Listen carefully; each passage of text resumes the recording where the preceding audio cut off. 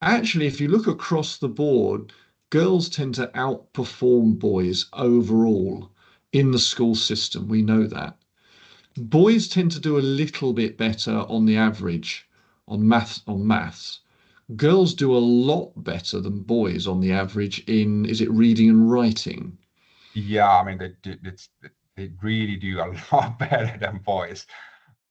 Still today, nearly a quarter of the way through the 21st century, considerably more boys than girls take STEM subjects at school. STEM subjects being science, technology, engineering, and maths-based subjects. Moreover, in STEM, boys are particularly prevalent in what's called the hard science subjects. That is, the subjects that are particularly quantitative. So, mathematics, physics, mechanical engineering, computer science, while girls in STEM are more commonly prevalent in what's called the softer sciences, so psychology, and also subjects like nursing, when nursing is included within the definition of STEM. So, why is this? Well, in the past, at least part of the explanation is probably that women had less opportunity to study science and engineering. But is that still the case today?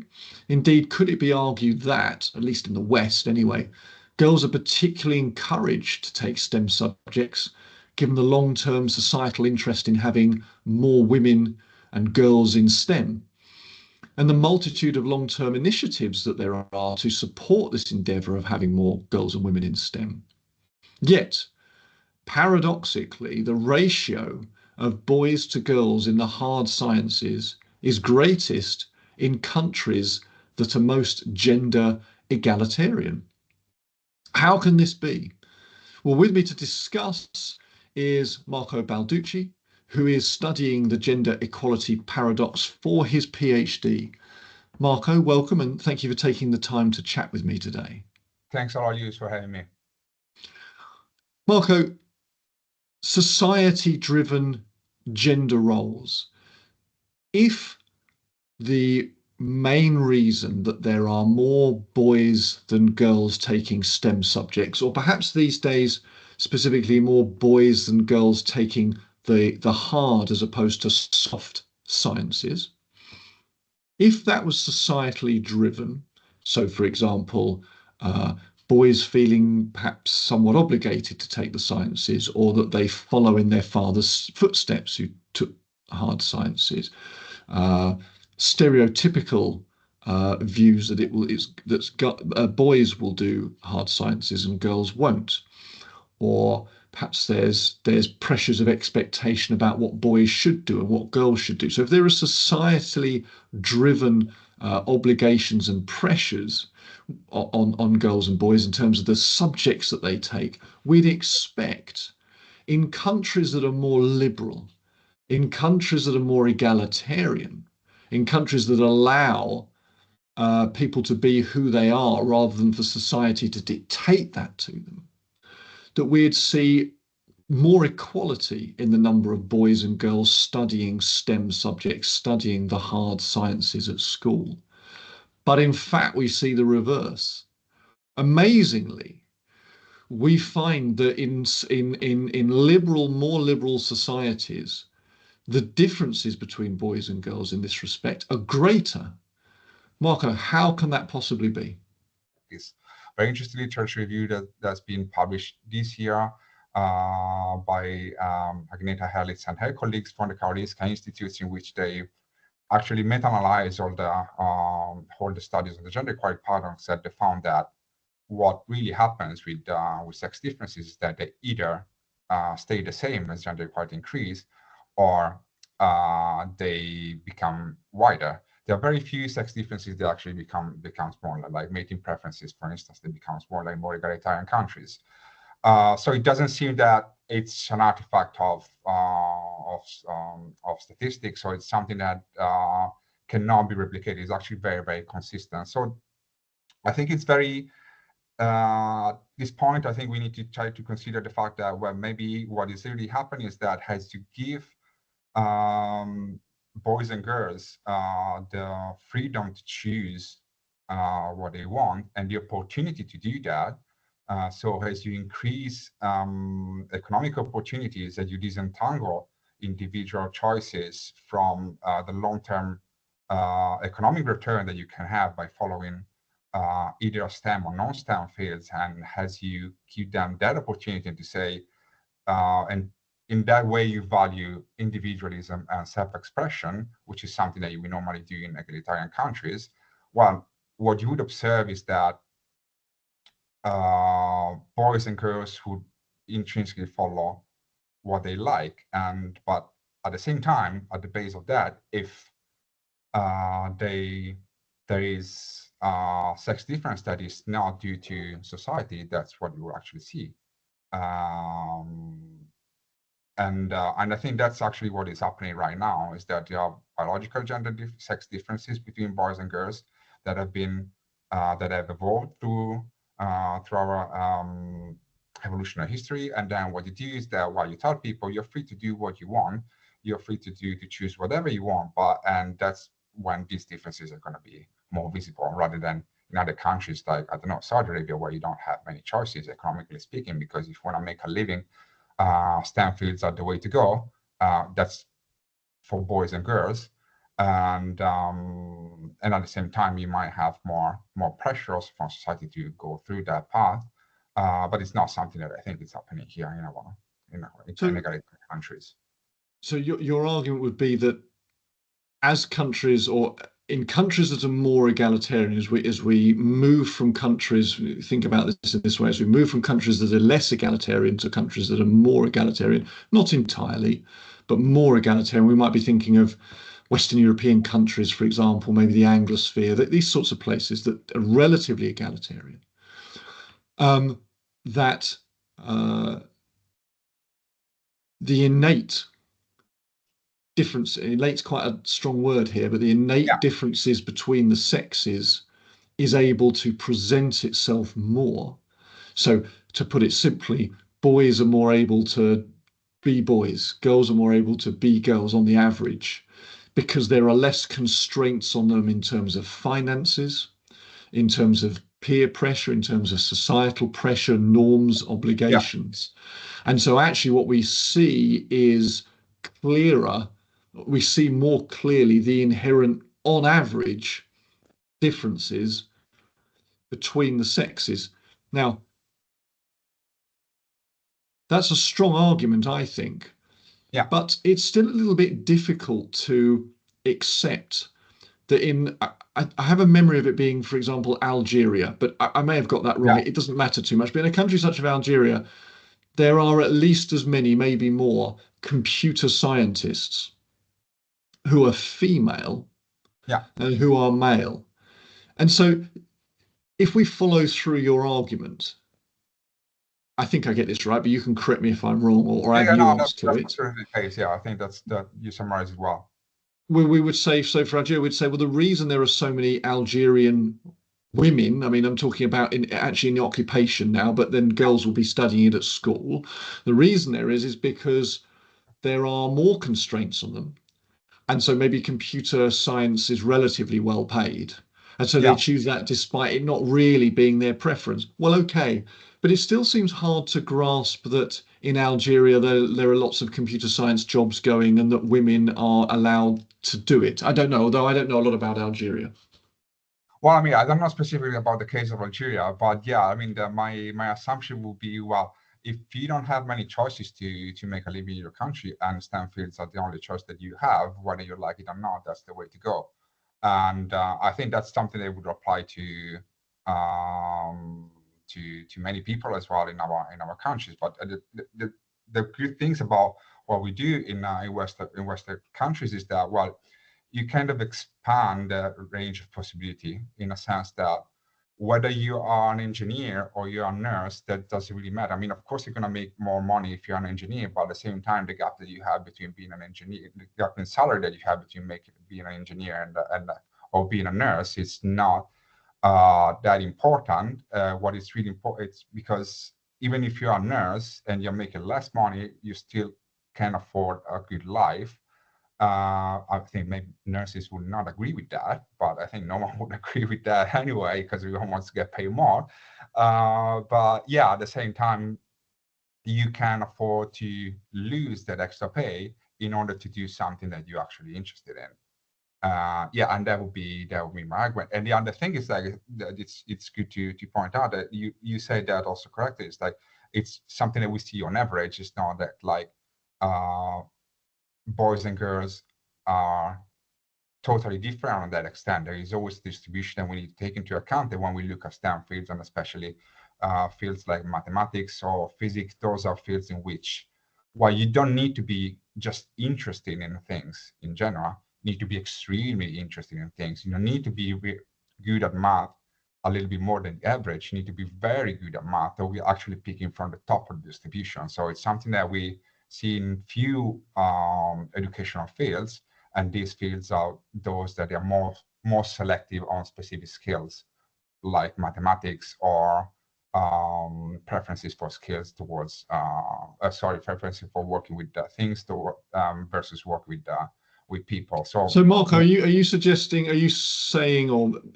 are you implying that one of the reasons we see more boys taking mathematical based subjects such as maths, such as physics, one of the reasons is because they tend to, at the top end of the scale of mathematical ability, that tends to be dominated by boys over girls? Is that true?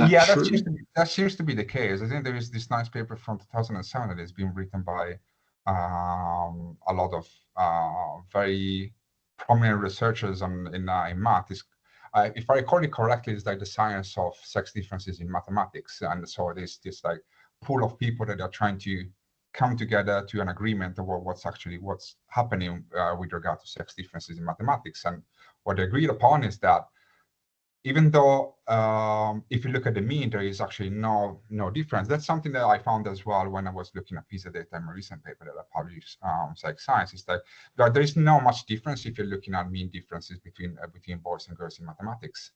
But what seems that is happening is that as you start to look at who is at the top of the distribution, so among the top performers, that's where you find really the difference. So it seems that there is more variability in boys compared to girls. And something that we need to bear in mind is that, well, first of all, it doesn't mean that boys are better at math than girls. And the thing is, even if you have a flatter curve for boys, so there's more variability, it means that you have more men and more boys at the top of the distribution, but you also have more boys at the bottom of the distribution. Which is, I think it's something that is happening. But at the same time, well, if you need to do engineering and you need to be not just good at math, but you need to be very, very good at math, then what you're doing is that you are picking people down towards the top of the distribution. And as you move towards the top of the distribution, then the overlap between boys and girls is start to be less evident as compared to the overlap that you have in the mean of the distribution, so on average. So even though the average is 0, but then you move on the top 5 or the top 5% of the distribution, then you would find, if I remember correctly, is that 2 to 1, 2 boys for 1 girl. So sometimes they find also 3 boys for 1 girl. So you have 50% more boys compared to girls, and that's something that we need to take into consideration if we want to understand the representation of girls. Yeah, I agree. Okay, so you might say you might test the mathematical ability of boys and girls of a set age and find that the average is very similar indeed.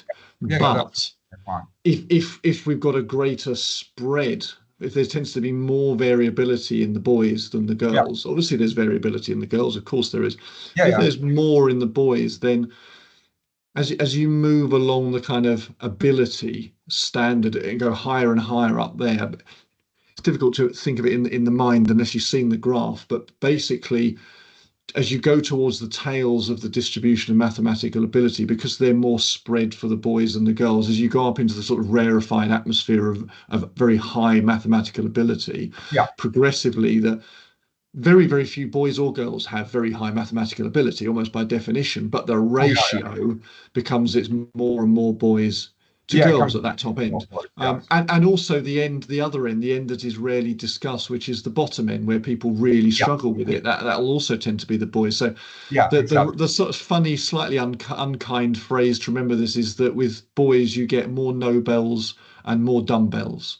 But that's unfortunately is actually the case. And as you said correctly, I don't think there's been many there is much attention on that, and because that also reflects, I believe, on academic achievement, that boys are doing much worse than girls. Yeah, it doesn't seem that. So when Google are selecting their coders, and everyone who's a coder, Yeah, computer programmer wants to work for Google, right? So they get the pick of the bunch, and they put these coders through their paces. When they're selecting those coders, they're getting the creme de la creme, I yeah. imagine, of coders. Well, I mean, I And hope for at them. that very top end, Yeah, you're going to get if it's true again with coding that there's more spread yeah. between the boys than there are the girls, it's going to be mostly boys or men. That's not to say there aren't lots of good female coders, and of course there'll be some Oh, female no, coders at Google, but the more elite they go, and a business is likely to want to yeah, get the very best it can, very few people make the grade. Most boys and most girls, yeah, most men and women just don't make the grade, whether you're a man or a yeah. woman. But of those who do make it, the ratio tends to be quite strongly male to female. That's one of the. I mean, that's obviously not the only reason why you see that difference in Stanfield, and it's not one of the reasons. The only reason why you see that these differences are more pronounced in gender egalitarian countries. It's one of the explanations that we can give based on the evidence that we have nowadays. I mean, of course, there are also stereotypes. I mean, I don't believe that stereotypes, they don't count at all. I don't think that they count in the systematic way that social constructivist theories are theorizing that they do. So, and I think the evidence is already out there, and I think what we see right now is that, well, especially if you look like at the stereotype theory, which is something that, I don't know if you're familiar with that, but it's something that's supposed to lower mathematics skills for girls when they are under this stereotype threat. So basically what you do is that you have an experiment in which you have two groups. And in one group, you say, well, we're going to test mathematics ability. And what's going to happen is that the test is going to determine whether there are sex differences. So what you do is that what you want to do is that you want to put girls under the pressure of a stereotype because of the idea that girls are not good at stereotypes. And so if you tell them, well, we're going to have a look at sex differences, then automatically they will feel like they're not good enough, and that's what is going to come out from the data. Then you have the other group in which you don't have this kind of stereotype treatment. And it was very, very popular theory until I think probably 10, 15 years ago. But I think it's been completely debunked right now, in the sense that, yes, sometimes we found that effect, but it's not systematic. And I think Stewart and Gary, they did this very nice meta-analysis on that, in which they found that only 50% of this kind of experiment could replicate the initial results. And of those 50% of the experiment, most of them, they were confounded by statistical artifacts that we don't have to, otherwise it gets too technical. But so basically, only 30% of the paper that they reviewed, they would replicate that.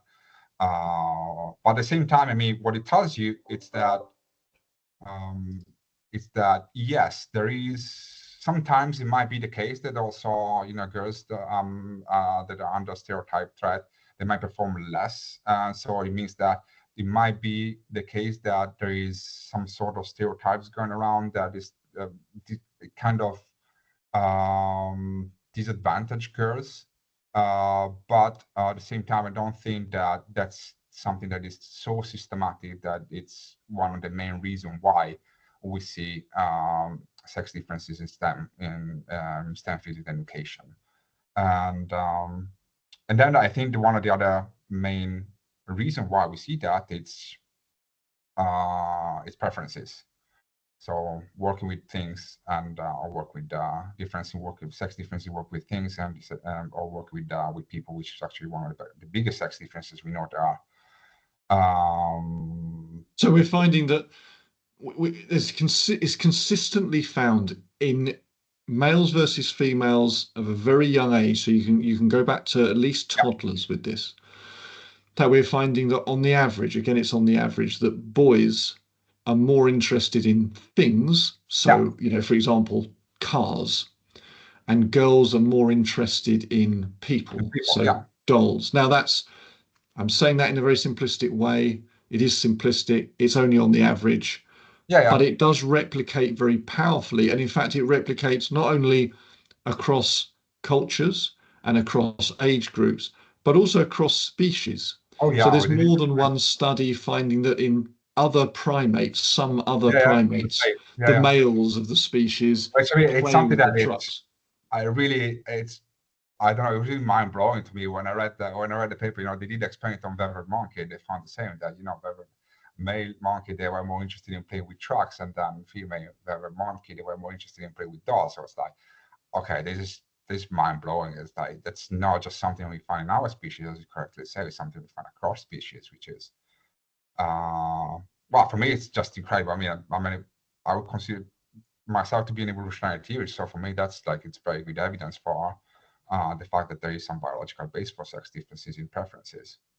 And so, vervet monkeys aren't doing mathematics as far as we know. Some human beings Yeah, are, and yeah, so it's mechanical engineering and physics and so forth. They're not just mathematical subjects which might uh, be more suitable at that high end to more males than yeah, females because the mathematical components will be discussed, but also they're subjects that sort of don't include the human being. They don't include the person. If you're designing a bridge, you're not interacting, at least directly, with human beings. If yeah, you're contemplating redshift within the universe, you're not thinking about people, as opposed to being a nurse, for example, where you yeah, may be quite scientifically based in your thinking, but ultimately you're working very directly with people, you're interacting, you're helping people. And so the nursing seems on the average to be more attractive, that the person seems more attractive to girls and women, and the yeah, things, the abstract on the average, more attractive. So that the two are going hand in hand. The the quantification of the science, if you like, the hardness of the science in that hard, soft sense, goes hand in hand with its abstractness, and the fact that in the abstract hard sciences you kind of strip out the person from it. It's not about other people. There's not that element of interacting with people. I wanted to touch on your own research, which yeah, looks at this issue, I would say, in a slightly subtler way. So we've talked quite a lot about differences between boys and girls in terms of their proclivities, in terms of what on the average they might be better at and more interested in. But that's a sort of an absolute argument. That's saying, girls might be more interested in people than boys are on the average, etc. But actually, your research shows that at least as important as that is what an individual prefers and is better at. So that's the relative argument, and the fact that actually, if you look across the board, girls tend to outperform boys overall in the school system. We know that. Boys tend to do a little bit better on the average on maths. Girls do a lot better than boys on the average in, is it reading and writing? yeah. I mean, they really do a lot better than boys. Like, as I said, the difference in mathematics is basically very close to zero, and also in science is pretty much zero. And but yeah, the gap with and in reading in favor of girls, it's extremely high, and I think that's one of the reasons why we see because reading is very important for academic achievement, and to be able to do well in what through your academic life. And I think that's one of the reasons why we see that also girls are doing much better than boys in school. And yeah, the gap is like 3 or 4 times bigger than the gap in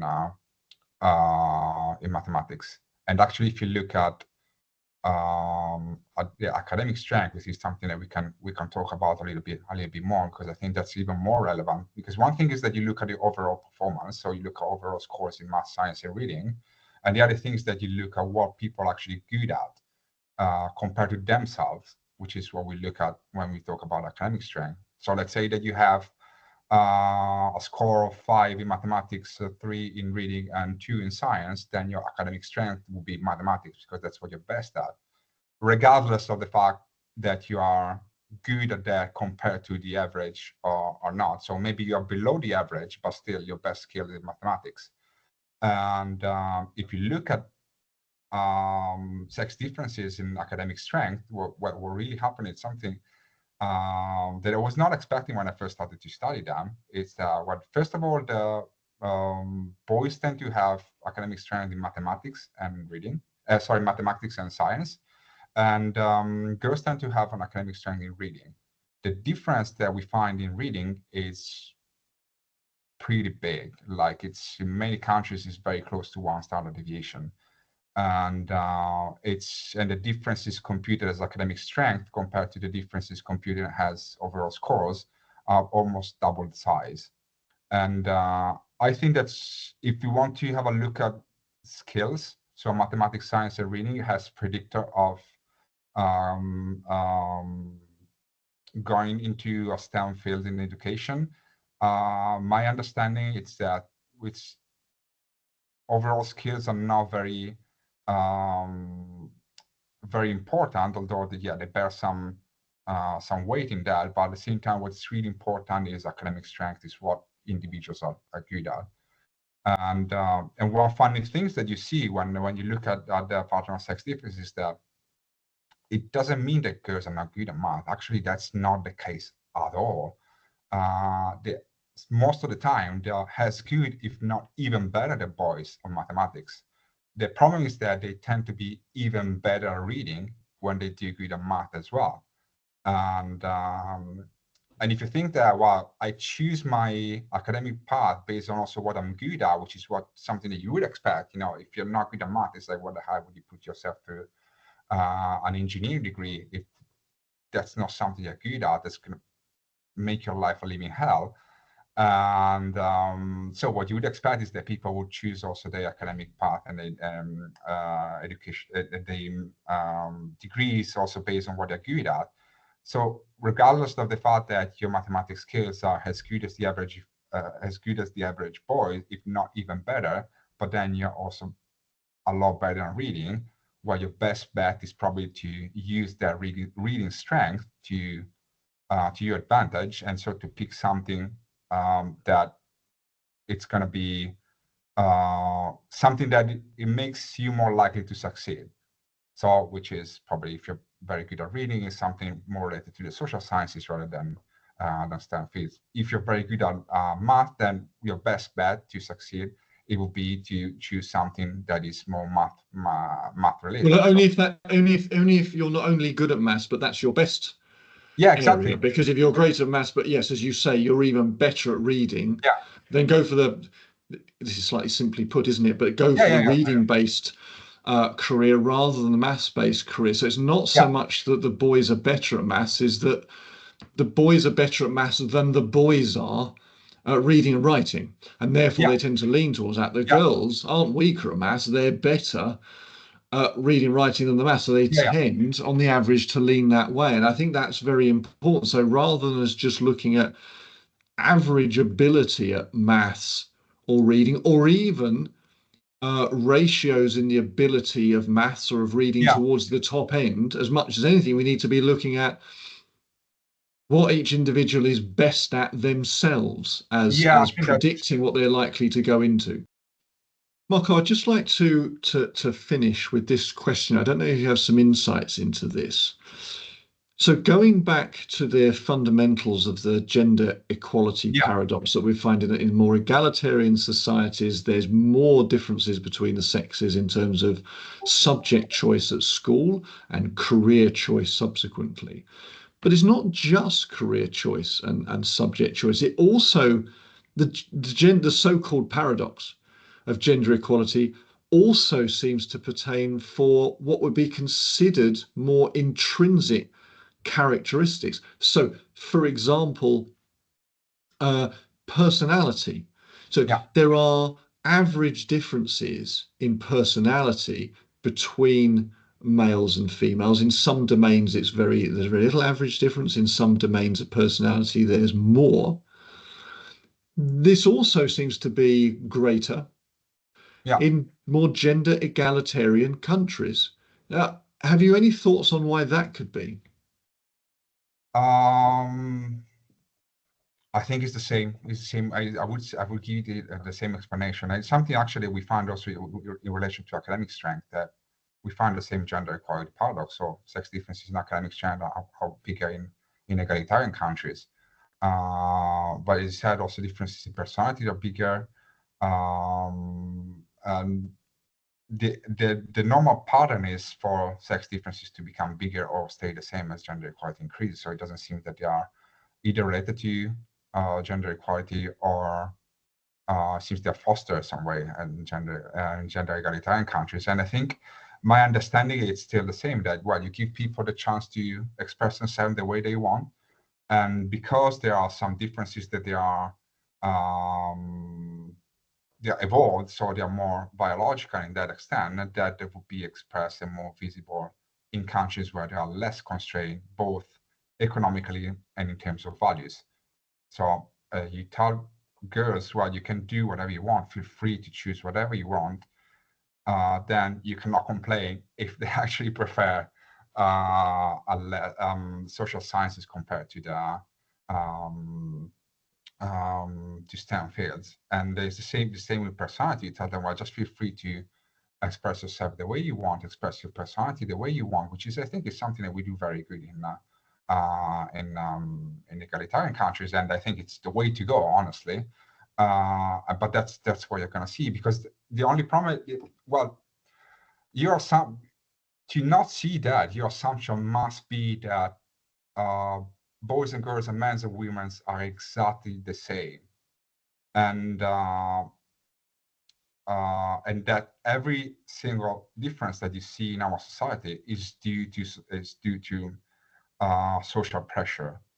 So that's a really big assumption, and I think it's absolutely scientifically wrong, because we are a species that reproduce sexually, and if you look across species that reproduce sexually, there is no other species in which female and male will be exactly the same, not physically or psychologically, and in terms of behavior then. So we like the only species on Earth in which female and males will be exactly the same. And to me, that's extremely unlikely. I mean, it's still possible. We don't know, in a sense that it's not something you can be sure, 100% sure, but at the same time, the likelihood that that might have the case, it's extremely low to me. It's like, it's very, very low. So you need to expect something like a gender equality paradox if you understand what sex differences are coming from, if you understand what's the difference, the evolutionary history, the difference evolutionary history we had, the difference in the sexual selection pressure that we had between men and women. And if you understand all these processes, then you come to the conclusion that, well, there are some differences that they are not due to society, even though, I mean, as evolutionary theories, you always need to take into consideration where the sex differences also are expressed, which is within a social context, within an environmental context. So something that I always struggle with people to make them understand is like, we don't make an assumption as evolutionary theorists about we don't discard the effect on the environment and society. We just understand that that is something that through our evolutionary history has served in a way that has put the basis for something that now we see has a biological difference. And you change the environment, you change also the sex differences. That's what we see also in with the gender equality paradox. More constraint from the environment, lower sex differences. Less constraint from the environment, bigger sex differences. That's something that tells us is that yes, the environment and the social environment that plays a role, but at the same time, I think we did a very good job in our countries, and I would agree with the fact that there's still room for improvement, as always. But at the same time, we did a very good job in letting people decide freely what they want to do. Thank you very much. Thanks, Marco. Okay, thank you very much for having me, Lewis. It's been a pleasure. Thank you.